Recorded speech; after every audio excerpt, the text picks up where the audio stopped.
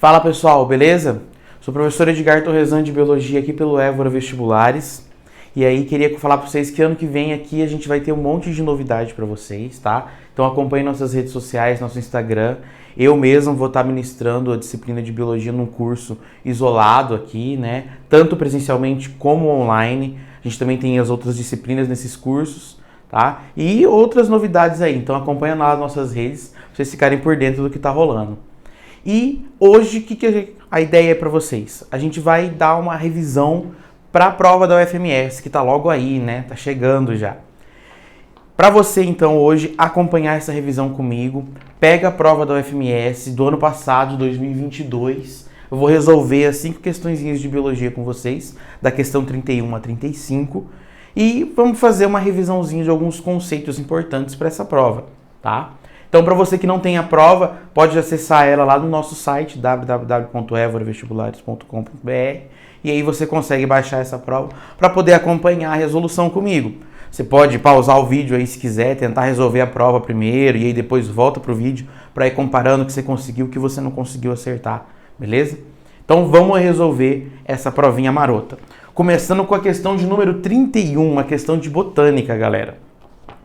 Ele traz um enunciado para vocês da seguinte forma: as angiospermas apresentam estruturas reprodutivas restritas, denominadas de verticilos florais. Como exemplo, temos o androceu e o gineceu, que são estruturas férteis representadas respectivamente por. Então ele quer simplesmente que você assinale a alternativa que fala os componentes do androceu e do gineceu. E aí você tem que lembrar desse esqueminha de flor aqui. Esse esqueminha básico de flor. E aí a gente vai ter, o que é o androceu? É a parte reprodutiva masculina da planta.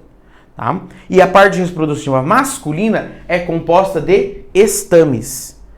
Ok? Os estames, por sua vez, que são essas estruturas em amarelo, são compostas por duas partezinhas. A gente tem lá em cima as anteras, que é onde a gente tem a produção do grão de pólen, a liberação dele, e a estrutura de sustentação dessa antera, que é o filete. Ok? Então o nosso androceu é um estame composto por antera e por filetes. Já a nossa parte feminina é o gineceu. O gineceu da flor, ele é composto por 3 partes, né? Que vai formar o que a gente chama de carpelo. Este carpelo, a ponta dele, a gente vai ter o nosso estigma. O estigma é a região em que vai pegar o grão de pólen, captar esse grão de pólen, e onde o grão de pólen vai germinar em tubo polínico, ok? Nós temos o estilete, que além de dar suporte para o estigma, ele vai ser um tubo oco e vai permitir o crescimento do tubo polínico. Então, quando a gente tem lá o grão de pólen pousando aqui em cima, ele vai germinar em tubo polínico e descer aqui por esse estilete, ok? E por fim, aqui embaixo, a porção dilatada desse carpelo, onde a gente vai ter o nosso ovário, que é onde a gente tem os núcleos polares, a gente vai ter a própria oosfera, as sinérgides, as antípodas, todos os núcleos que vão estar dentro desse ovário, beleza? Então, gineceu, formado por carpelos, que é o estigma, o estilete e o ovário que compõem ele. Aí você vai lá nas alternativas da sua prova e vai ver que a alternativa A é a correta. Porque ele está perguntando primeiramente do androceu e do gineceu. E aí ele fala respectivamente. O androceu, então, são os estames, formados por filetes e anteras. E o gineceu são os carpelos, formado por ovário, estilete e estigma. Ok? Então a nossa questão 31, o nosso gabarito correto é a letra A. Beleza? Galera, vamos então agora resolver a questão de número 32, ok? Uma questão que extensa, que parece ser difícil à primeira vista, mas é uma questão meramente interpretativa, tá? Se você prestasse atenção nas duas tabelinhas, no enunciado ali, você conseguia interpretar ela e resolver. Então, em tese, você não precisaria ter algum conhecimento específico de biologia para poder resolver essa questão. Bastava analisar com cuidado as tabelas e o texto que dava para resolver, certo? Então, inicialmente, ele traz para vocês um texto grandão ali, contextualizando sobre os genes FOXP2, tá? E que está presente em 6 espécies de animais que a gente tem. O chimpanzé, o gorila, o orangotango, o macaco rhesus, o camundongo e a espécie humana, certo? E ele traz 6 sequências de aminoácidos para vocês, desse gene, que vão ser sintetizados por esse gene, ok? Importante destacar, ele não trouxe na sequência que foi citado esses animais no texto, tá? Isso aqui está embaralhado. E aí ele traz para vocês também ali a segunda tabela, dando a legenda do que cada letra dessa significa. Cada uma vai representar um aminoácido. Então a letra A, por exemplo, vai ser o aminoácido alanina. A letra T, treonina. E assim vai. Cada letra um aminoácido. Certo? E ele quer que vocês assinalem a alternativa correta com base no textinho que ele dá ali entre as duas tabelas. Tá? Que vai ajudar a gente a resolver. Então esse textinho é assim. Utilizando o quadro dos aminoácidos a seguir e sabendo que as sequências de chimpanzé, gorila e macaco rhesus são idênticas e que a sequência de seres humanos difere da sequência dessas espécies em 2 aminoácidos, assinale a alternativa correta. Então vamos lá, vamos identificar antes da gente ver as alternativas, qual desses 6 corresponde a essas 4 espécies que foram citadas no texto. Tá? Então chimpanzé, gorila e macaco rhesus têm sequências iguais. Então eu vou ver das 6 quais são as nossas 3 sequências iguais. Então vamos pegar a nossa primeira sequência. Eu tenho A, T, E, T, I, P, K, S, S, D, T, S, S, T, T, N, A, R, R, D. Nossa segunda sequência, vamos comparar com a primeira. A, T, E, T, I, P, K, S, S, E. Então eu tenho uma diferença, tá? Então não é igual. Continuando a comparação, né, só para ver se tem mais alguma diferença, tem um TSSTT, NARRD, que aí vai ser igual ao nosso final, certo? Nossa terceira sequência, ATTI é igual à primeira, PKSSD é igual, TSSTT é igual, NARRD é igual também. Então eu tenho a minha primeira sequência, que é igual à minha terceira. E eu tenho que achar o nosso outra sequência igual, porque são 3 espécies que ele falou que tem essa sequência igual. Vamos continuar nossa análise. Nossa quarta sequência, ATTI é igual à primeira, PKSSD é igual à primeira, TSSNT não é igual. Eu tenho a nossa primeira diferença aqui. E nesse caso nós temos uma outra diferença, porque na última sequência eu tenho um SARRD ao invés do NARRD, ok? Então eu vou ter ali as nossas 2 diferenças, certo? Nossa sequência 5, ATETI vai ser igual, PKSSD igual também, TSSTT vai ser igual, NARRD igual também. E aí eu tenho a nossa quinta sequência sendo igual. Nossa última sequência já difere logo de cara aqui no primeiro, que eu tenho um V ao invés de um A, certo? Então nossas 3 sequências iguais é a sequência 1, 3 e 5. Então elas correspondem ao nosso chimpanzé, gorila e macaco rhesus, ok? E aí ele ainda fala que a espécie humana vai ser diferente dessas sequências em 2 aminoácidos. Isso a gente observa aqui a sequência 4, que vai ter 2 aminoácidos diferentes, o N e o S. Então a nossa quarta sequência corresponde à espécie humana, beleza? Vamos para as alternativas agora. Na letra A espécie gorila é representada pela sequência 2? Não pode ser a sequência 2. A espécie gorila podia ser ou a 1, ou a 3, ou a 5, né? Eu coloquei aqui C para 1, mas podia ser qualquer um deles, ok? Porque é igual essas sequências. A sequência dessas 3 espécies é igual. Então não pode ser a 2 para o gorila. Letra B. A sequência 4 corresponde à espécie do orangotango? Não, a nossa sequência 4 corresponde à espécie humana. Então não pode ser a letra B. Letra C. A espécie C, G e R, né? Chimpanzé, gorila e macaco rhesus, correspondem às sequências 1, 2 e 4? Não, a gente tem a correspondência 1, 3 e 5. Beleza? Então não pode ser a letra C também. Letra D. A espécie humana difere devido aos aminoácidos asparagina e serina. Então, quando a gente vai lá, são 2 aminoácidos diferentes, o N e o S. Se a gente puxa na tabela, o S é a serina e o N é a asparagina. Então, sim, a letra D é a nossa alternativa correta, ok? Porque é o que está sendo diferente das outras sequências. E a letra E não pode ser correta porque ele fala a espécie de macaco rhesus difere devido aos aminoácidos serina e treonina. Não, o macaco rhesus é o 5 aqui. Ela não vai ser diferente lá do chimpanzé e do gorila, ela vai ser igual, ok? Então, essa alternativa também não pode ser certa, ok? Então, a 32 fica a letra D de dado, certo, gente? Pessoal, vamos agora resolver a questão de número 33, tá? Uma questão também fácil, porque se vocês responderem uma coisinha, já dava de cara para encontrar a resposta dessa questão, certo? Mas vamos lá com calma. Uma questão de biologia celular, um assunto recorrente na prova da UFMS, tá?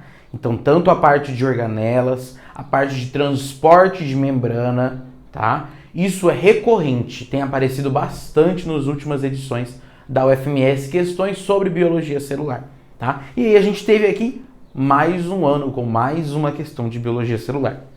Ele traz um quadro para vocês aí com algumas lacunas. E ele quer que vocês preencham corretamente essas 4 lacunas que tá aí, né? Na verdade, ele tá falando só de 4 no enunciado, sendo que ele dá 5 lacunas. E nas alternativas ele fala de 5 também. Então, acho que ocorreu algum erro de digitação na própria prova aí, tá? Mas, para preencher essas 5 lacunas com a resposta correta. O que ele está falando nesse quadro? De organelas citoplasmáticas. Então ele traz o componente celular, que seria a organela, depois ele traz a estrutura dessa organela e por último a função, ok? E por que eu disse que se vocês respondessem uma coisa dava para ir de cara na resposta? Porque logo quando vocês olham para a primeira lacuna ali, tá falando do ribossomo, tá? Ele fala componente celular, ribossomo. E ele quer saber a função, né? O ribossomo, uma organela pequena que tem lá no citoplasma celular. O que é a função do ribossomo? Síntese proteica, sintetizar proteínas. É só isso. É a organela universal. Lembra que até procariotos têm ribossomo, ok? Então é a única organela que tem em todas as células. Porque sem o ribossomo, você não tem síntese proteica. A síntese proteica, que é aquele dogma central da biologia, que é o que é responsável por existir vida, tá? Sem a síntese proteica não tem vida. Então, esta primeira organela e o ribossomo que ele traz para vocês na nossa célula é responsável por síntese proteica. E se vocês respondessem isso, como é o número 1, você vai lá nas alternativas direto, ele fala letra A. Armazenamento é a função do ribossomo? Não. Na letra B, respiração celular? Também não. Letra C, lise da célula? Nada a ver. Letra D, síntese de lipídios? Também não. E aí a letra E é a única que sobra com falando de síntese proteica, tá? Então a letra E de cara já é a nossa resposta, só se vocês lembrassem que o ribossomo faz síntese proteica. Ok? Então o nosso primeiro ali, nosso número 1, corresponde ao ribossomo. Mas vamos continuar aqui. Vamos analisar as outras alternativas, embora as outras lacunas que tem ali. Embora a gente já descobriu, né, que a resposta é a letra E, por conta de saber que o ribossomo faz síntese proteica, vamos lá. O número 2... ele traz uma organela que vai ser organizada em várias pilhas, ele coloca aqui a estrutura, são pilhas de sacos membranosos achatados, e a função ele traz para vocês modificar proteínas, carboidratos nas proteínas fosfolipídicas, tá? Isso que ele traz para vocês de função. Que organela que faz esse tipo de função, de modificação proteica, modificação de compostos? Complexo de Golgi. Lembra que o complexo de Golgi é o nosso transportador intracelular. Ele que vai fazer mediação dos transportes intracelulares. Então tudo que é produzido do ribossomo, para sair da célula, antes tem que ser encaminhado para o Golgi. Tudo que entra na célula, antes de ser utilizado, vai ser encaminhado para o Golgi. Ok? Para o complexo de Golgi. Então tudo vai passar para o complexo de Golgi, por quê? É como se ali fosse aquele centro, unidade de tratamento, quando você tem os correios. E tudo que você recebe de pedido tem que ir para lá, porque tem que ter algum processamento daquilo, ok? Então, vai para o complexo de Golgi e ali vai ser processado, a proteína produzida vai ser modificada antes dela sair da célula, ou o que foi englobado vai também ser modificado antes de ser digerido ou de ser utilizado pela célula, se for um neurotransmissor, se for algum outro tipo de transportador, certo? Então tudo tem que passar pelo Golgi. Então a nossa lacuna 2 aí corresponde ao Golgi, tá? A nossa lacuna 1 aqui, eu até esqueci de pôr a função síntese proteica. Ok? Nossa lacuna 3 está falando de uma organela que também se organiza em sacos membranosos com enzimas hidrolíticas em células animais. E aí ele fala que a função é quebra de substâncias ingeridas, macromoléculas celulares e organelas, e também organelas danificadas e reciclagem, tá? Então eu estou falando de uma organela que faz digestão, porque tem enzimas hidrolíticas ali dentro. A nossa organela responsável pela digestão é o lisossomo. Lacuna 3, lisossomo. Por quê? Ó, lembra que esse liso aqui do lisossomo vem de lise, de quebra, tá? Então é uma organela responsável por quebrar coisas. O que ele vai estar quebrando? Tudo que foi descrito ali para vocês na função. Vai estar quebrando algo que foi ingerido, um vírus, uma bactéria, um próprio alimento, ok? Também vai estar quebrando organelas que já estão velhas, que precisam ser recicladas. Ele também vai atuar naquela morte celular programada, a apoptose. Então, quando a célula tem que entrar em apoptose, esse lisossomo ele estoura dentro da célula. E as enzimas começam a matar a célula de dentro para fora. Tá? Isso é a morte celular programada. Então, a nossa terceira lacuna é o lisossomo. A quarta lacuna, ele vai falar de uma estrutura ligada à membrana. Tá? Essa é a estrutura dessa organela. E aí a função ele traz digestão, armazenamento, coleta de dejetos, equilíbrio da água, crescimento celular e proteção. Então ele está falando de uma organela grande, às vezes conectada com a membrana, e que vai estar relacionada com digestão, com armazenamento de substâncias, controle de entrada de água. Então aí nós temos o nosso lindo e famoso vacúolo, tá? Então o número 4 é o vacúolo. Lembrem-se que não existe só o vacúolo lá das plantas vegetais. Das plantas vegetais é difícil. Das células vegetais. Não tem só esse tipo de vacúolo lá, tá? A gente tem o vacúolo digestivo, que é quando a célula vai ingerir uma bactéria, ingerir um alimento, e aí o lisossomo se funde com este vacúolo, e aí agora eu vou ter um vacúolo de digestão, eu tenho um vacúolo de excreção, um vacúolo de resíduo, o residual, tá? Além disso, eu tenho vacúolos para armazenar outras substâncias. Eu tenho também nas células vegetais vacúolos que vão armazenar amido, vacúolos que vão armazenar outras substâncias, às vezes tóxicas, às vezes não, tá? Então ele também serve para esse tipo de armazenamento, não só o controle de água, ok? E a nossa quinta e última ali, ele fala da mitocôndria e quer saber a função. A função da nossa mitocôndria, número 5 aqui, respiração celular, ok? Lembrar que é respiração celular a função da mitocôndria. A questão não traz para vocês, mas vamos aproveitar o momento e dar uma revisadinha em duas organelas que não foram comentadas nessa questão.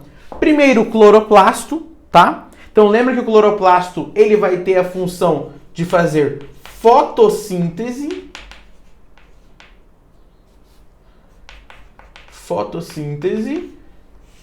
Certo? Encontrado apenas em plantas, tá? Só em células vegetais, mas também aqueles seres autotróficos unicelulares são o próprio cloroplasto, tá? Lembra disso? Então a cianobactéria é como se ela fosse o próprio cloroplasto. E os retículos, tá? Lembrar vocês que é um único retículo, é o retículo endoplasmático. O que muda do liso para o rugoso? O estado. O retículo rugoso vai ter ribossomo ligado nele. O retículo liso não tem, tá? E esse ribossomo pode sair ou chegar ali a qualquer momento. Então, estados diferentes de uma única organela. Quando ele tem os ribossomos aderidos, a função é síntese proteica. No caso, uma síntese proteica massiva, tá? E de também proteínas que ainda não vão estar prontas logo após a síntese. Então, no próprio ribossomo, quando ele vai sintetizar uma proteína, ele libera ela direto no citoplasma. Geralmente são proteínas prontas para poderem ser encaminhadas para fora da célula. Quando essa proteína não está pronta e ainda precisa ser reorganizada, reestruturada, se unir com outras proteínas, tá? Ela vai ser sintetizada dentro do retículo rugoso. Então o ribossomo gruda no retículo e aí a proteína vai ser sintetizada lá para o lado de dentro. E aí essa proteína ainda vai ser processada, ok? E o nosso retículo liso, as funções dele que a gente tem é a síntese lipídica e desintoxicação.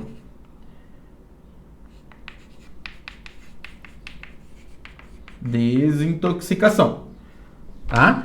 Então lembra que o retículo liso, a principal função dele é desintoxicar o organismo, tá? Então hepatócitos, células do fígado, tem bastante retículo liso para poder metabolizar toxinas, como o álcool e diversas outras substâncias, ok? Então, esta questãozinha de número 33 estava bem facinho se soubesse apenas a função do ribossomo, certo? Gabarito correto, letra E. Galera, agora a questão de número 34, tá? Questão 34 que precisava de um pouco de atenção de vocês por conta de uma interpretaçãozinha ali no próprio enunciado, ok? Essa questão 34, ela traz assim: variantes do coronavírus possuem como semelhança maior capacidade de transmissão do Covid-19. Em relação ao surgimento dessas novas variantes, qual das seguintes características não ajudaria um vírus a evitar o desencadeamento de uma resposta imune adaptativa? Então a questão causou certa confusão, porque ele fala não ajudaria o vírus a evitar o desencadeamento da resposta imune. Então as pessoas se confundiram nesse não ajudaria a evitar, ok? Vamos lembrar, os vírus, não só os vírus, mas os agentes etiológicos, né, tanto vírus, bactéria, os agentes infecciosos que a gente tem, eles têm mecanismos para evitar a resposta imune do nosso organismo. Porque qual que é a vantagem de evitar a resposta imune? Ele consegue ficar mais tempo parasitando aquele organismo e extraindo nutrientes, fazendo a sua multiplicação, seu ciclo de vida ali. Então ele tem mecanismos que evitam isso. A questão está perguntando para vocês alguma das alternativas que fala algo que não ajuda ele a evitar. Ou seja, algo que vai prejudicar o vírus, que vai fazer com que ele seja reconhecido mais rapidamente, ok? Aqui eu trouxe para vocês 4 coisinhas, que também são coisas que estão falando nas próprias alternativas, 4 coisas que ajudam o vírus a evitar a resposta imune, tá? Então, primeiro, ter uma baixa taxa de multiplicação. Se o vírus se multiplica muito lentamente, demora mais tempo para o organismo identificar ele. E aí o organismo não identificando ele, ele não vai desencadear a resposta. Então o vírus consegue ficar mais tempo infectando aquele organismo, tá? Uma outra coisa que ajuda, matar as células TCD4, tá? Quem que são os TCD4? Os linfócitos TCD4? São os linfócitos T auxiliares, né? Os T helper. Por quê? Esse tipo de célula é o chefão da resposta imune, tá? Tudo que vai ocorrer de resposta imune precisa passar antes pelo linfócito TCD4. Ele comanda tudo. Ele que vai falar, essa célula faz isso, essa célula faz aquilo. Ele que comanda. Se o vírus infecta e mata esta célula, eu não tenho o comandante da resposta imune.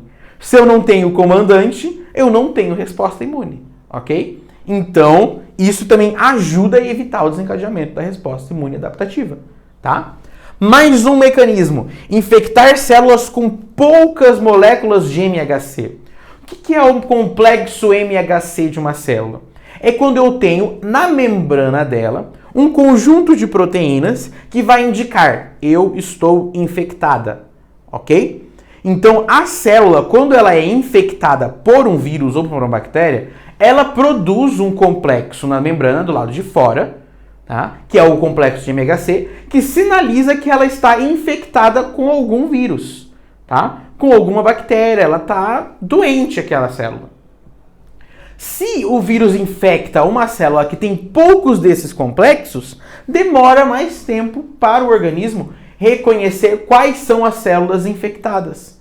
E isso permite que o vírus sobreviva mais tempo. E aí a resposta vai demorar a ser desencadeada, ok?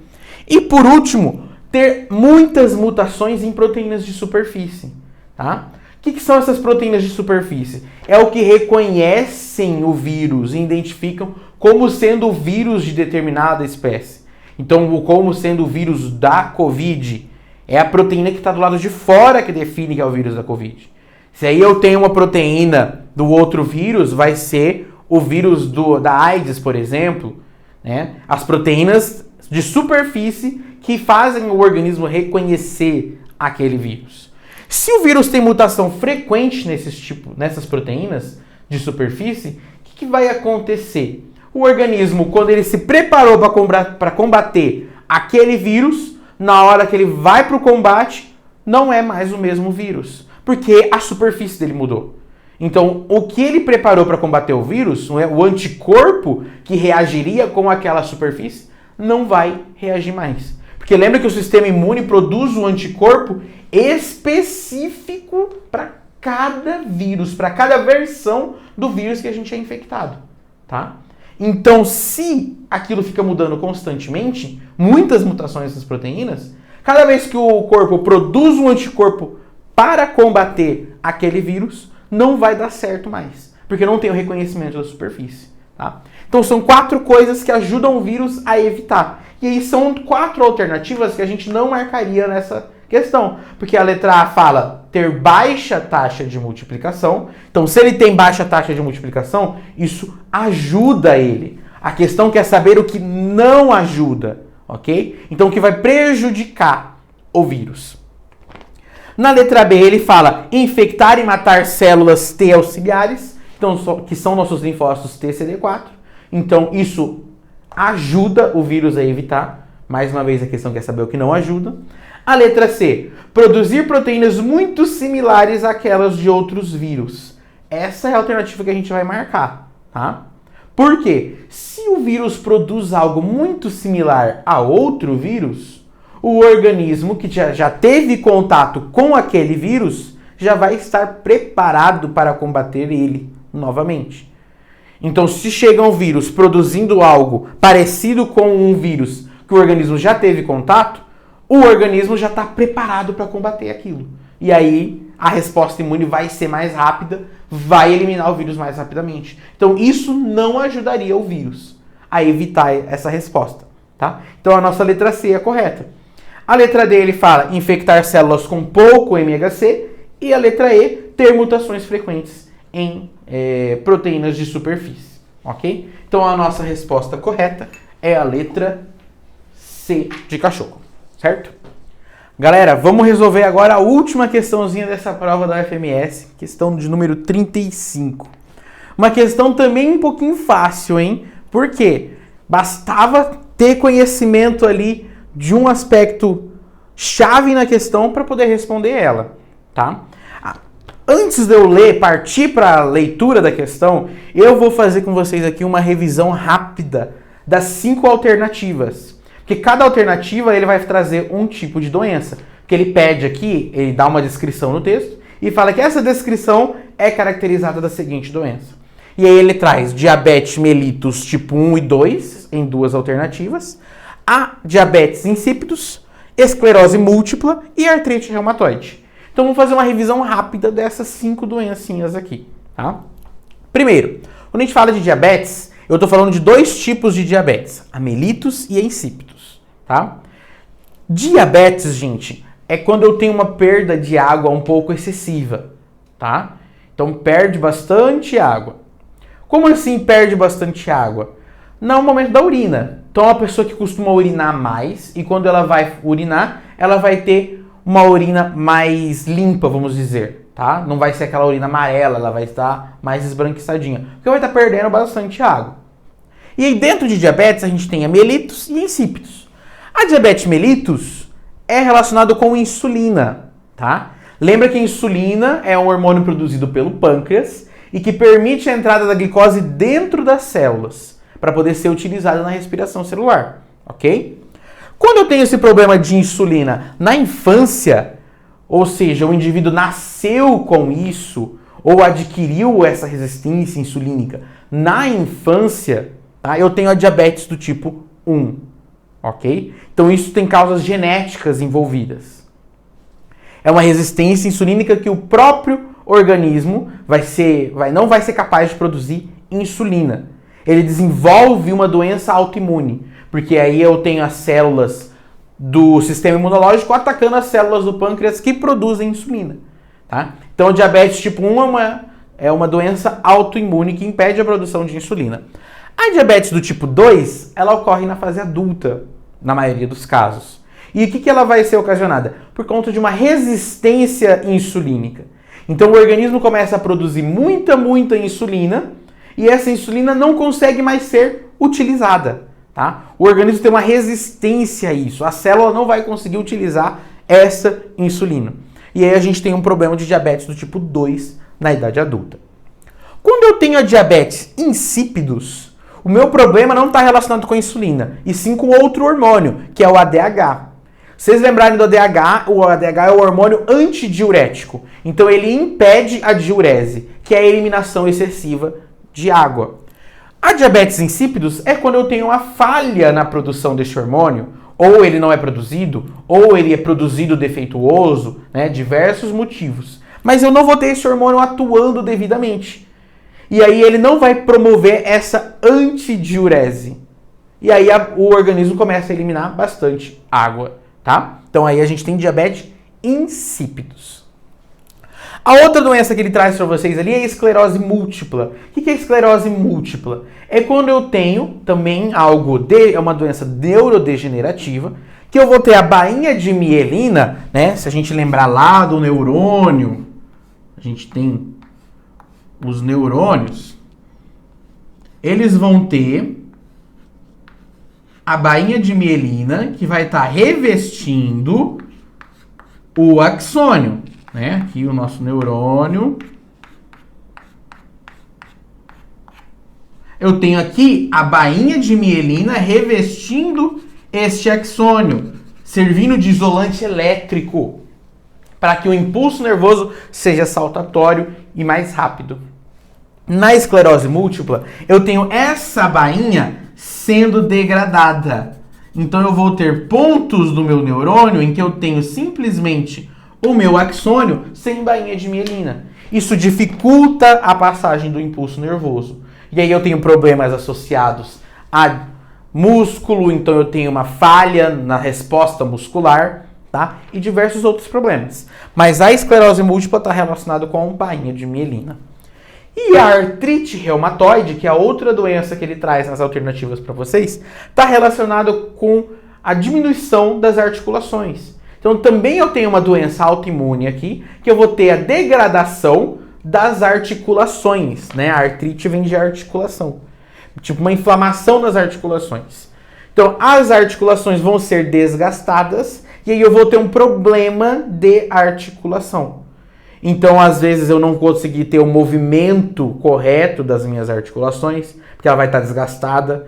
Às vezes pode ter aquela dor excessiva, porque a articulação, lembra que ela reveste o osso e impede o contato de um osso com o outro, tá? Então, se eu tenho isso desgastado, o osso entra em choque um com o outro. E aí tem aquela dor tremenda do choque de um osso com o outro, certo? Então, a artrite reumatoide é relacionada com as articulações.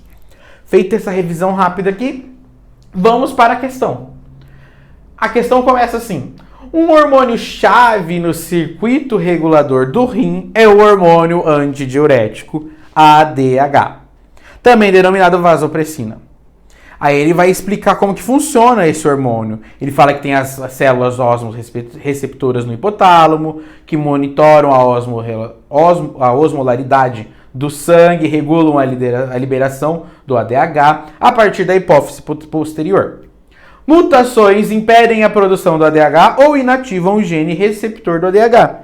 desorganizando a homeostase.